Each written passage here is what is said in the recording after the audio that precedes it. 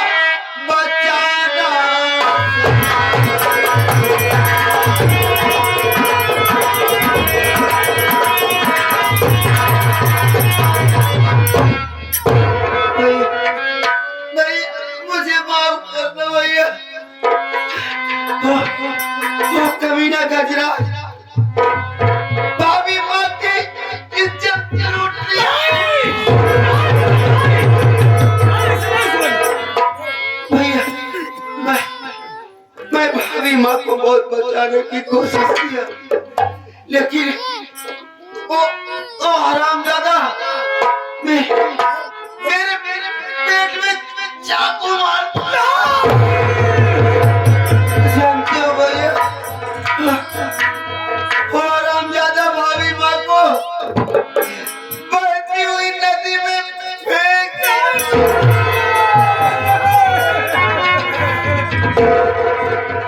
गजराज। सबसे पहले दरिंदा तोरे भौजी का असमत लूटे, तू अपने भौजी के बचावे की कोशिश किया तो तोरे पेट में चाकू मार दे और तोरे भौजी के बात दरिया उठाए के फेंक दे। ना मुन्ना है तू आंख ना मुन्ना तो कुछ ना होई, चला तो हॉस्पिटल ले आ चलते हैं, तुम्हारी लाने तू ठीक हो जाएगा।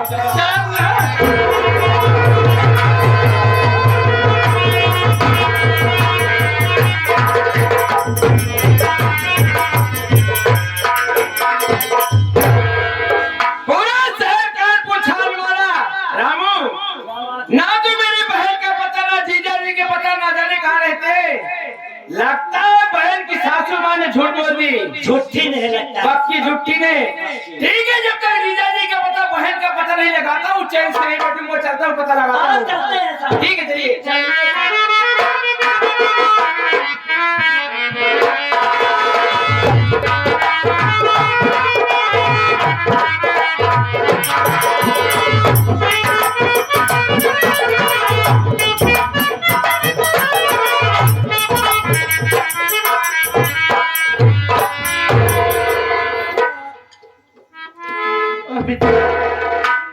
मेरे भैया भाभी माँ को लिवा करना ही है, मैं चल रही हूँ पर बैठ कर इंतजार करता हूँ।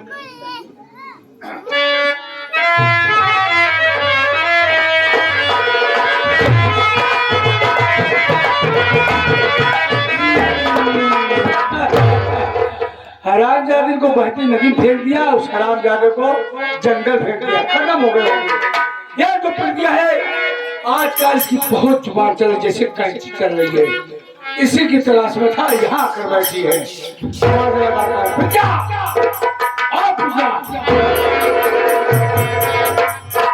नाम बताऊंगा तो मुझे उल्टा सीधा तू गाली बख्शेगी। मेरा बड़ा भाई गजराज कंस हूँ।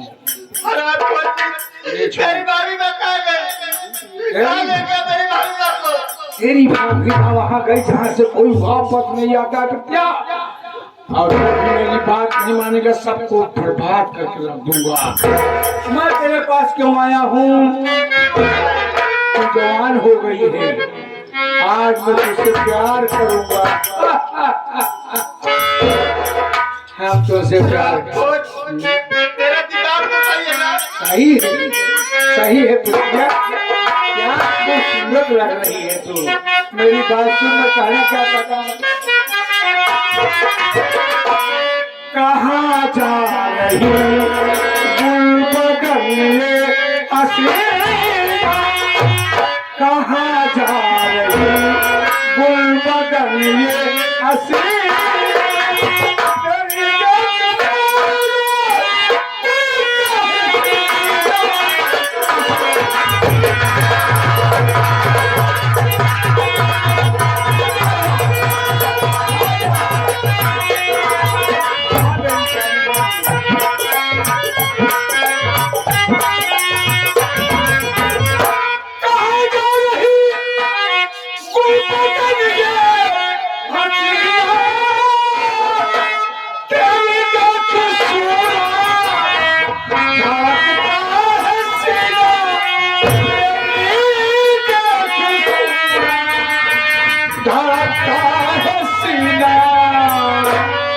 गुलाबों के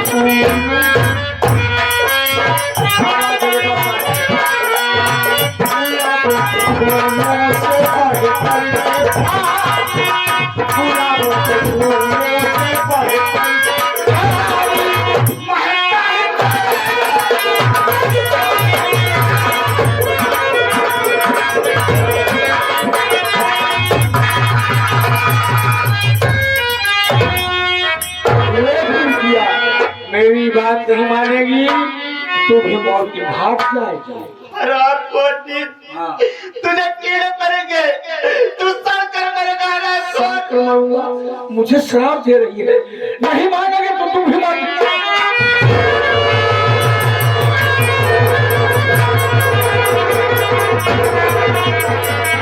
सबको मार डालूंगा।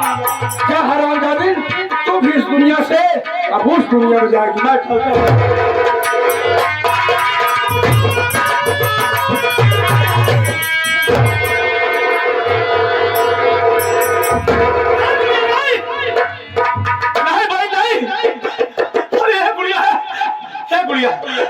हमके बतावा इतहार दशा के बनाए कवर करेगा तोरे पेट में चाकू मारस हम काम कमीले के नाम बता जाओ कसम गई हमें चक्कुआ से कोट के मार के उतार के है बुढ़िया है।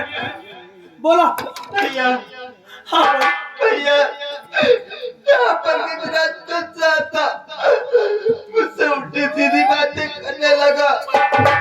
जब मैं उसकी बात नहीं मानी तो मेरे पेट में खंजर मार दिया। भैया भैया भैया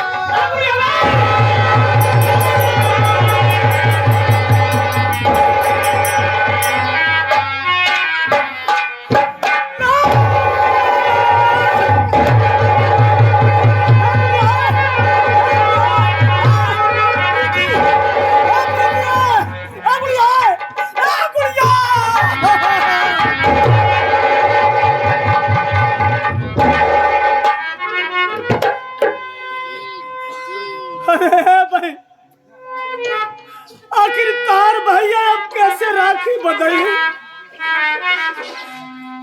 क्या तोरे भैया के राह जो है तार भैया तोरे बगैर कैसे जी पाई गुड़िया।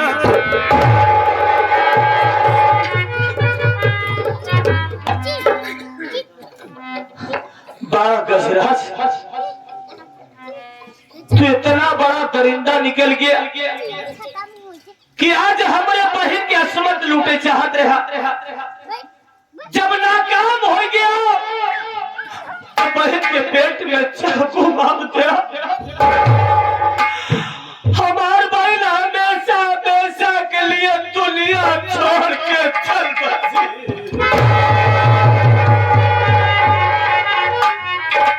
हे मालिक हम खा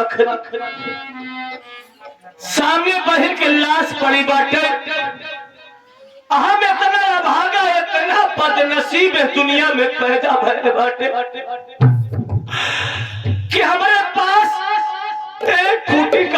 एक पैसा नहीं, कहां से कफन लिया, कैसे बहन के अंतिम संस्कार करम मालिक, कुछ समझ में नहीं आओ, कहां से कफन के इंतजाम करिए। अरे भैया, आप कफन के लिए कह रहे हैं, बहुत से दाता धर्मी, बहुत से चाचा दादा और माताएं बहनें बैठी हैं। अगर आप अपने फरियाद करोगे भैया तो बहन के लिए कफन जरूर मदद होगी भैया। क्या कर? हाँ भैया। रामू भैया, हाँ तो का विश्वास है विश्वास है भैया कि बैठा हुआ जितना महान भाव है, जितना दाता धर्मी है, बहुत दयालु इंसान है। भैया भैया हमार मदद करिए, हमका कफन का पैसा दे ही। जितना दीदी बहनी बैठी है, चाची हरे बैठी है, हमार मदद करिए, हमका कफन का पैसा दे तो ठीक है, ठीक है रामू। हम हाथ फैला के भीख जरूर मांगब, सब पहले रात से करें।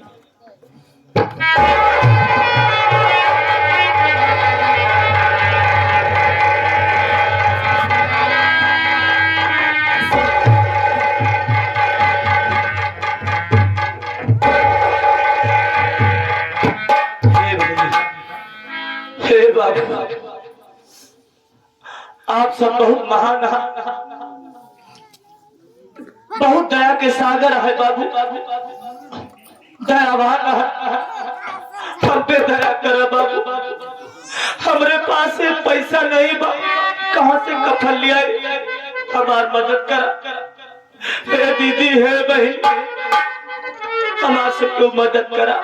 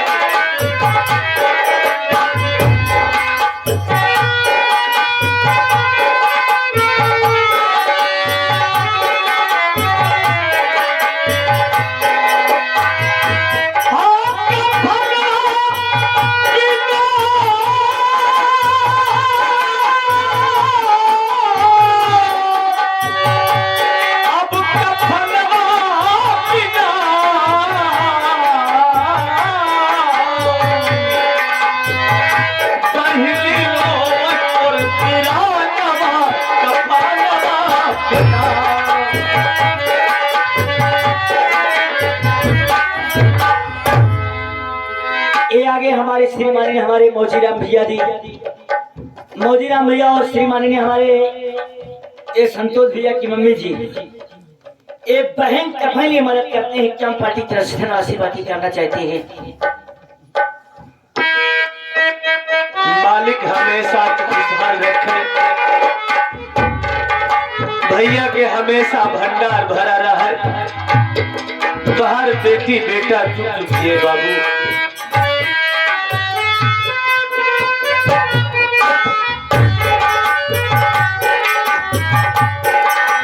मदन मुरारी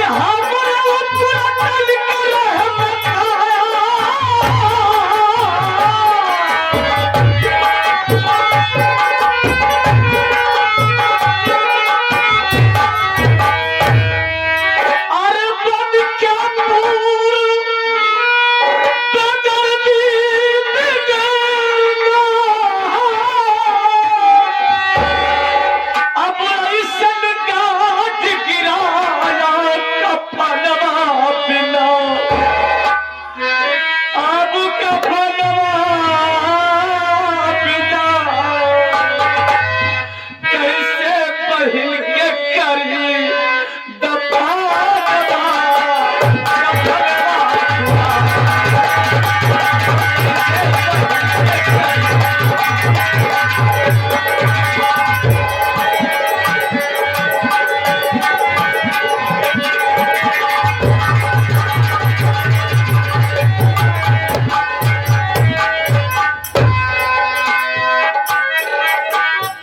उमड़ी नदिया उलझी नैया सूझे नहीं किनारा उमड़ी नदिया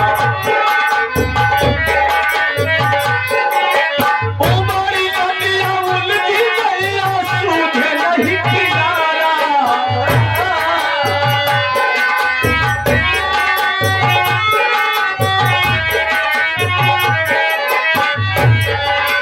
सूझे नहीं किनारा भगवान सूझे नहीं किनारा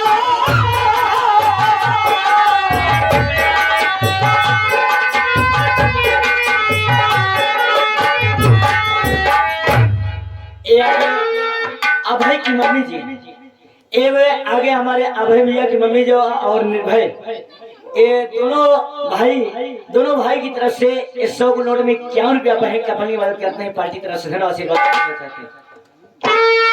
मालिक हमेशा आपके खुशहाल रखे, तुम्हार घर परिवार गुलाब के फूल जैसे हमेशा महकत रहा है, सूरज चंद्रमा की तरह हमेशा चमकत रही है। हमारी दुआ है।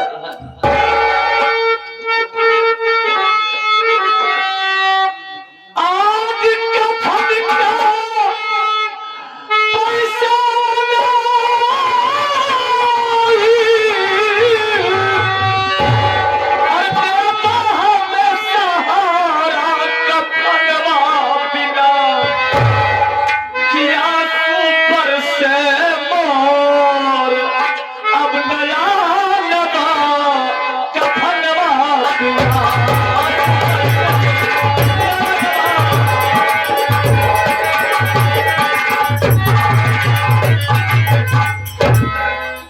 ये आगे नगीना जी की तरफ से 100 नोट में 51 रुपया बहन कफन की मदद करते हैं। पार्टी की तरफ से धन्यवाद से बात करना चाहते हैं।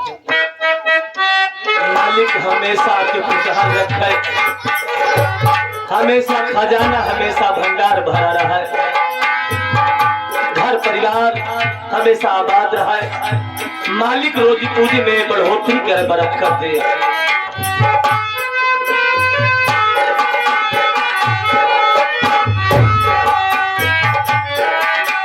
गजरा सिंह बना हत्यारा बहिन की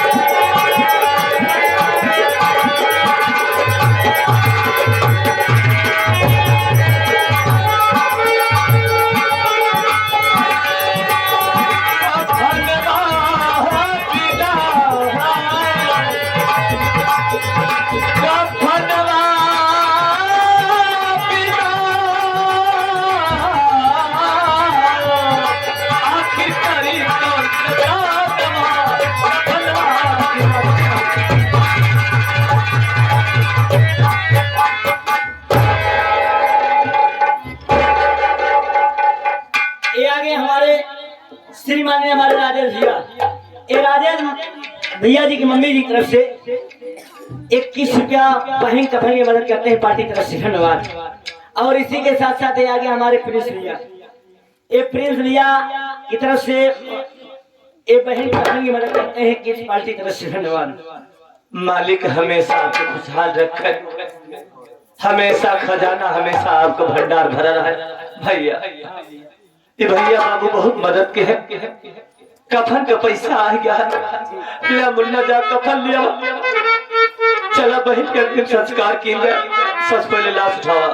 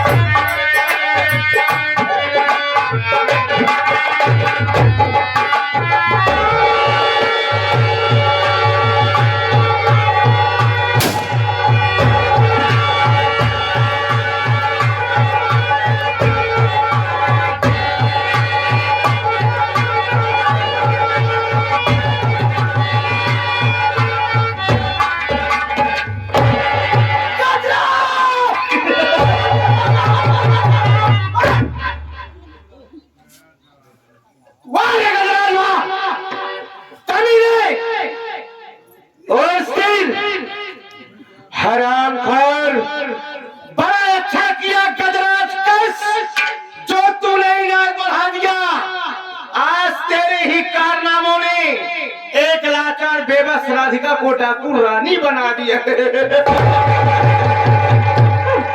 वाह वाह, उस दिन मेरी इज्जत के साथ खिलवाड़ किया और मेरी ही आंखों के सामने मेरे देवर के पेट में चाकू मार दिया। मेरा देवर मेरे सामने तड़प रहा था, लेकिन मैं कुछ नहीं कर पाई। मुझे लगा कमीने नदी में फेंक दिया। मैं नदी में बहते बहते जंगल में चली गई। जिस जंगल में पहुंची उसी जंगल में डाकू लोग रहते थे। डाकुओं में से साथी की नजर पड़ी। जाकर के सरदार से बोला कि सरदार जी, नदी के अंदर किसी औरत की लाश दिखाई दे रही है। सरदार जी सुनने के बाद आए और नदी में हिले और मुझे अपनी कंधों पे लाकर नदी से बाहर निकाले। मैं बेहोशी हालत में सरदार जी ले गए अपनी गुफा में। जब कुछ देर के बाद मुझे होश आया तो मुझसे पूछने लगे, बताओ बेटी बात क्या है, तेरी ऐसी हालत किसने किया। मैंने अपनी सारी बीती कहानी को बताई कि सरदार जी, मेरी जिंदगी बर्बाद करने वाला कोई और नहीं बल्कि मेरा ही जेठ है। मेरी इज्जत के साथ खिलवाड़ किया और मैं जिस देवर को अपने बेटे से बढ़कर मानती थी, मेरे देवर को जान से मार दिया। मुझे मर जाने दिया, आखिर मुझे बचा करके क्या मिलेगा आपको। सरदार जी बोले कि नहीं बेटी नहीं, तू मारना चाहती है। अरे पागल, अभी तेरी जिंदगी बहुत लंबी है। अगर तुम चाहो तो अपने अपमान का बदला अपने दुश्मन से ले सकती हो। मैं बोली कि सरदार जी, अगर मैं बदला चुकाने के लिए उसके पास जाऊंगी तो कमीना मुझे भी जान से मार देगा। बोलेगी ऐसे नहीं, अगर तुझे अपनी इज्जत का बदला लेना है, अपने देवर के खून का बदला लेना है तो मेरी बात मान, बदल दे अपना रास्ता और ये उठा ले बंदूक और राधिका से पंजा सरदार जी के कहने पर मैंने हाथ में बंदूक का बार उठाई और बंदूक उठाने के बाद कसम खाई मां भवानी की कि गजराज कंस कमीने कुत्ते कायर बाप की कायर औलाद जिस दिन मेरे आंखों के सामने आया, मां कसम लगाऊंगी ना नीचे खोपड़ी आसमान में डिस्को भांगना डांस करते नजर आएगी। कहा क्या कि गुरु आया तो साथ गुरु घंटाल भी आएगा, गुरु आया तो साथ गुरु घंटाल भी आएगा। लिखी गजराज कंस की मौत मेरे हाथों से तो कोई टाल नहीं पाएगा। लेकिन क्या बताऊं, मेरे सरदार जी का एक वसूल था। ऊंची पहाड़ी पर बियाबान जंगल में छोटी सी मंदिर बनवाए हैं। हम डाकुओं में जितने भी साथी हैं पहले मंदिर में जाते हैं, माता रानी के दर्शन करते हैं, आशीर्वाद लेते हैं, उसके बाद जहाँ जाने का जी करता है हम लोग जाते हैं। अभी समय हो गया है मंदिर पे जाने का, चले दर्शन करूंगी, उसके बाद जहाँ जाने का इरादा होगा जाऊंगी। लेकिन मेरा साथी कोई बात नहीं है। हम मंदिर से दर्शन करने के बाद अपने साथियों को अपने ग्रुप के साथ जहाँ जाने का जी करेगा, ठीक है। लेकिन तब तक एक मेरा साथी जो कि हमेशा मेरे साथ रहता है, मैं तो उसका इंतजार करती हूँ।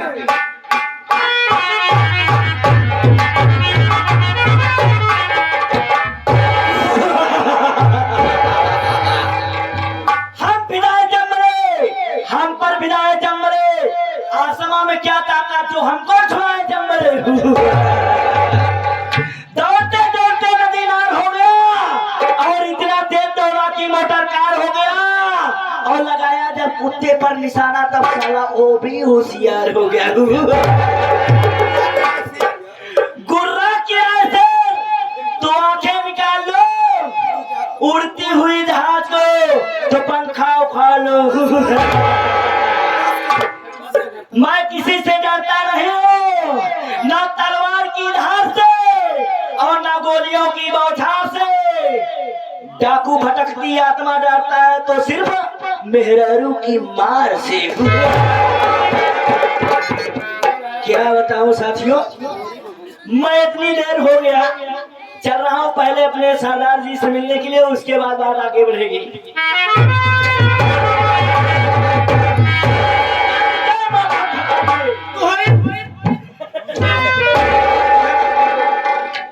क्या बोला सरदार जी जय माता भवानी। अरे बेवकूफ, इतना दिन साथ रहते हो गया लेकिन मैं बोलना नहीं सीखा। क्या हुआ? तो कह रहे सरदार जी जय माँ भगवानी, ये भगवानी क्या? अरे पागल, उसे कहा जाता है सभी कोई भी साथी मिलते हैं तो हम लोग यही कहते हैं कि सरदार जी जय माँ भवानी। क्या जय माँ भक्त। भक्त जय तो ठीक है, उसी भक्त में रख जाते हो। हाँ सरदार। लेकिन ये बताओ क्या बात है? ठाकुर भड़कती आत्मा, ये बताओ तुम्हें कुछ मालूम है कि नहीं मालूम है? सरदार जी हैं? मालूम है ही इतना है, कितना है? जो साला गजराज कंस है साला, हैं? उसी कारण मैंने डाकू बना हूँ। इसलिए उसने तुम्हारे साथ क्या किया है? उसने साला मेरा बोकरा अंडू खोल ल गया था। बुकरा अंडू मतलब खोल ले गया। दरवाजे से खोल ल गया। यही समझो सरदार जी, जब मैं अपने दरवाजे बांधे रहता हूँ, कोई अगर 1-2 बकरिया दिन भरे में आता था तो यही समझो 200 रुपया और साथ में 2 किलो गेहूं लेके आता था। ये तुम्हारा रोजगार था फिर? ये मेरा रोजगार था। लेकिन एक दिन साला गजराज कंस आया मेरे दरवाजे पर, मेरा अंडू बोकरा खोल ल गया। जब अंडू बोकरा खोलने आया तो मेरी मेहरिया निकली। ऐसे अपना अंडू बोकरा क्या हुआ? तो मैंने कहा पता नहीं क्या हुआ, तो बताई जो गजराज कंस से वो आया था अपना चरपहिया लेकर अपना बोकरा खोल ल गया। तो मैं गुस्से में अपने दरवाजे से कपड़ा पहने ये समझो तुरंत उसके दरवाजे पहुंचा। मैंने कहा गजराज कंस में, अबे साला मेरा बोकरा खोल दे। कहे खोल खिलाया तू? अरे सरदार जी ये समझो उतारा जूता, भीषण जूता मारा। जब भीषण जूता मारा उसके बाद मैं भागते भागते अपने घर आया तो मेरी मेहरिया बोली अपना बोकरा क्या हुआ, दिया कि नहीं दिया? तो हमने कहा नहीं, हमको भीषण जूता मारा। मेरी मेहरिया उतारा चप्पल, लगभग 20 चप्पल मारा। जब मेरी मेहरिया कहे से आज से तू अपने दरवाजे पर नहीं रहेगा, ना अपने घर में रहेगा, आज से तू चाहे चला जा, चाहे जहाँ जा, चाहे मर जा, चाहे जा जो हो जाए। उसी दिन मैं पहुंचा चमार घाटी पर। चमार घाटी पर ये बता कितना दिन हो गया? मैं कितनी बार कितनी बार मैं तुझे समझाई, हम लोग जितने भी साथी हैं हम लोग चम्बल घाटी जाते हैं और तू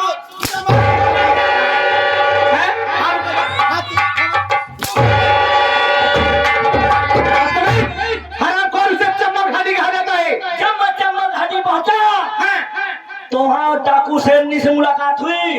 डाकू रानी से? पहले भी डाकू रानी से मुलाकात जब हुई ना तो मैंने अपनी पूरी दास्तान बताया। दास्तान के बाद बताने के बाद तुरंत कहे आज से तुम कसम खा लो, आज से तेरा नाम रामू नहीं होगा, आज से तेरा नाम डाकू भटकती आत्मा होगा। जब तक तू अपना बदला नहीं लेगा गजराज कंस से तब तक आत्मा भटकती रहेगी, भटकती रहेगी। सुनो मेरे पास ज्यादा वक्त नहीं है, चलिए चलते हैं मंदिर में, पहले दर्शन करेंगे उसके बाद गजराज कंस की तलाश में चलेंगे। ठीक है दादाजी, चलो चलते हैं।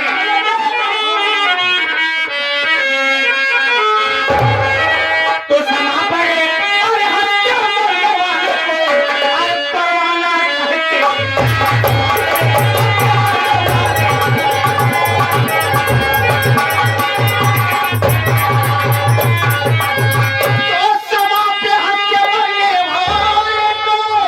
अरे परवाना कहते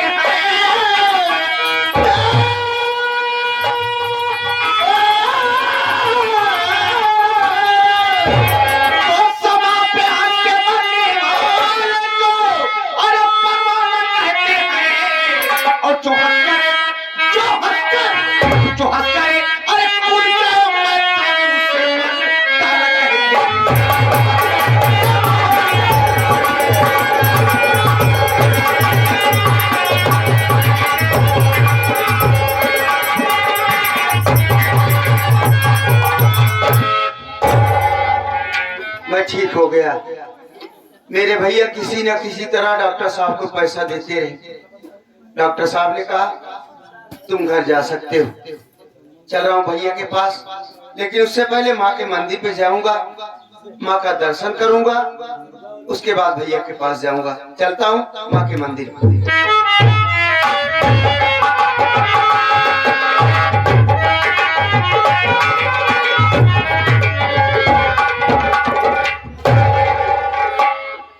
ना तो पता नहीं जीजा जी का पता लगा, ना मेरी बहन का पता लगा यार। जी साहब। अरे डाकू रानी कौन है? अरे साहब पता नहीं कहानी कौन डाकू रानी इतना तहलका मचा दिया है, यही समझो न दिन देखती है न रात देखती है, चारों तरफ उसका तहलका मचा दिया है। यही समझो न दिन देखती है न रात देखती है, मौका पाते ही डाल देती है। डाका डाल देती है। डाकू रानी को भी पता नहीं है कानून के हाथ कितने लंबे होते हैं। जिस दिन कानून के हाथ में आ जाएगी वे वोट मारी जाएगी। यही समझो कानून सरकार की तरफ से 1 लाख रुपए इनाम रखा हुआ है। सरकार जी।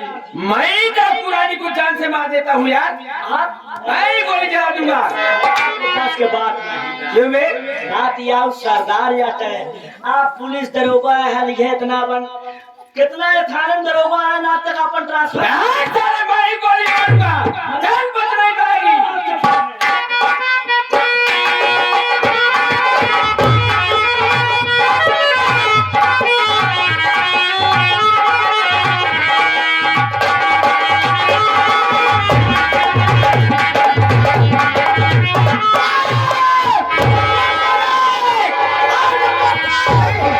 मुझे मत मारो।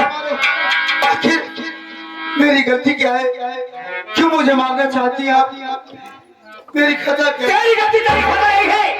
तो जिस रास्ते से जा रहा है पता है रास्ता कहाँ जाता है? ये रास्ता सीधी ऊंची पहाड़ी पर मंदिर के स्थान पर जाता है। और वो मंदिर मेरे सरदार जी ने बनवाया है। और मेरे अलावा, मेरे सरदार जी मेरे साथियों के अलावा इस मंदिर की हकीकत और कोई नहीं जानता। इसलिए कि हम लोग रात ही 24 घंटा यहाँ आते जाते रहते हैं ताकि कोई पुलिस वाला न जानने पाए, नहीं तो हम लोगों को हथकड़ी लगा करके जेल की कोठरी में डाल देगा। लेकिन तू कौन है जो कि यहाँ का रास्ता पा गया, मंदिर तक जा रहा है? ये बता तू कौन है यहाँ की?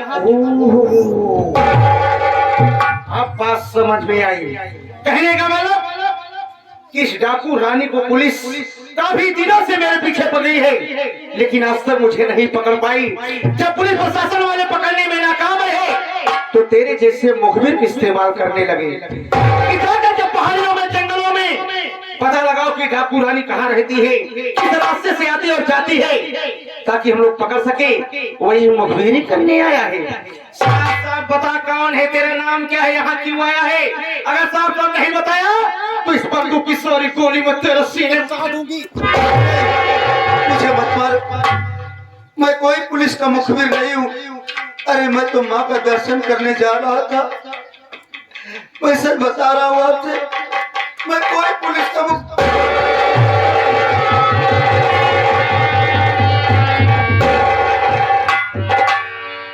हे भगवान, ये मैं क्या देख रहा हूँ? सरदार जी की सूरत तो बिल्कुल मेरी भाभी की सूरत से मिल रही है। कहीं ये मेरी भाभी माँ तो नहीं? नहीं, मेरी भाभी माँ को तो मेरी नजरों के सामने मार दिया गया था। लेकिन मैं इनसे पूछूंगा जरूर। सरदार जी, अगर आप मेरी बातों का बुरा ना माने तो मैं आपसे कुछ कहना चाहता हूँ। जो भी कहना चाहता कहो और जल्दी में कहो। मेरे पास ज्यादा समय नहीं है, इसलिए मैं मंदिर तक जा रही हूँ। मुझे दर्शन करना है और कहीं और जाना है। बोलो क्या कहना चाहते हो? मेरी बात सुनिए सरदार।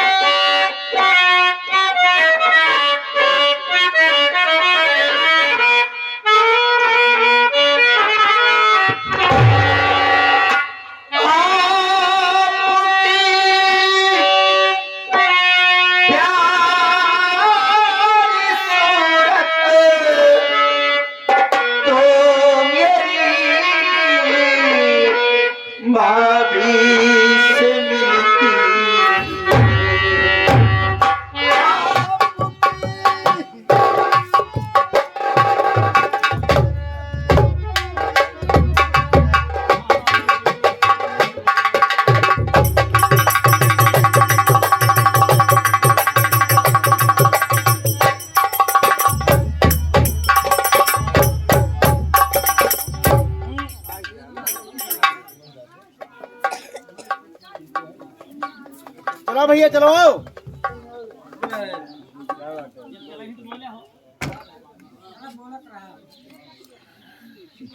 अरे फूल खराब है